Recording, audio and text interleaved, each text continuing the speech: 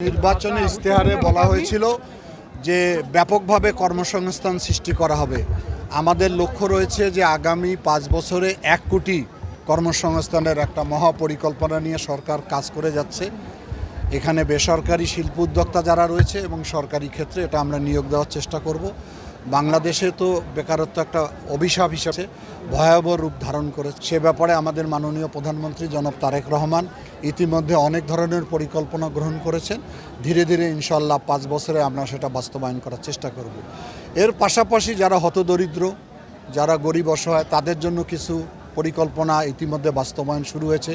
কর্মসূচি আপনারা জানেন, ফ্যামিলি কার্ড, কৃষক কার্ড, তারপরে আমাদের কৃষকের ঋণ মৌকুব করা এবং বিভিন্ন হতদরিদ্র মানুষের কর্মসংস্থান সৃষ্টি করার জন্য যে খাল আমরা কাটতেছি, সেখানেও গরিব অসহায়রা কাজ করতেছে।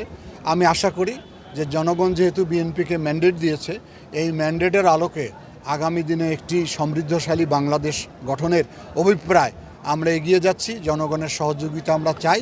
আমরা আশা করি এই বাংলাদেশ যে আকাঙ্ক্ষা নিয়ে স্বাধীনতা অর্জন করেছে, সে আকাঙ্ক্ষা ধীরে ধীরে বাস্তবায়িত হবে।